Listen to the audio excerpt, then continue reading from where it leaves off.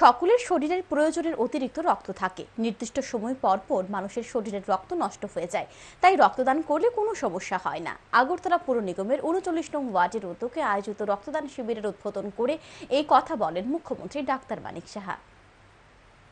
আগরতলা পুর নিগমের ৩৯ নং ওয়ার্ডের উদ্যোগে বৃহস্পতিবার অনুষ্ঠিত হয় এক মেগা রক্তদান শিবির। এডি নগরস্থিত ৩৯ নং ওয়ার্ডের কমিউনিটি হলে আয়োজিত এই রক্তদান শিবিরের উদ্বোধন করেন মুখ্যমন্ত্রী ডাক্তার মানিক সাহা। উপস্থিত ছিলেন আগরতলা পুর নিগমের মেয়র দীপক মজুমদার, ৩৯ নং ওয়ার্ডের কর্পোরেটর অলোক রায় সহ অন্যান্যরা।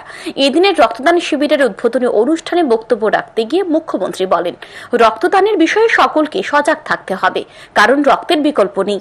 বাজারে রক্ত কিনতে পাওয়া যায় না। সকলের শরীরের প্রয়োজনের অতিরিক্ত রক্ত থাকে। নির্দিষ্ট সময়ের পর পর মানুষের শরীরের রক্ত নষ্ট হয়ে যায়, তাই রক্তদান করলে কোনো সমস্যা হয় না। রক্তদান করলে স্বাস্থ্যের জন্য ভালো।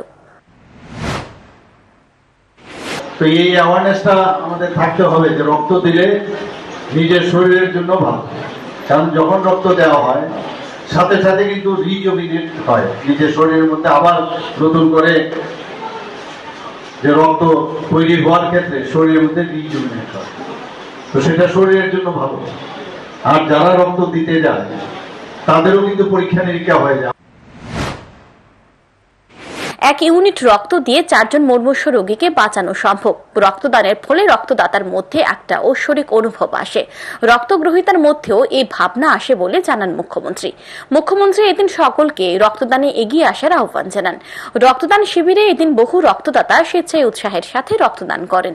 মুখ্যমন্ত্রী সহ অন্যান্য অতিথিরা রক্তদাতাদের উৎসাহ প্রদান করেন। Bureau report, news today.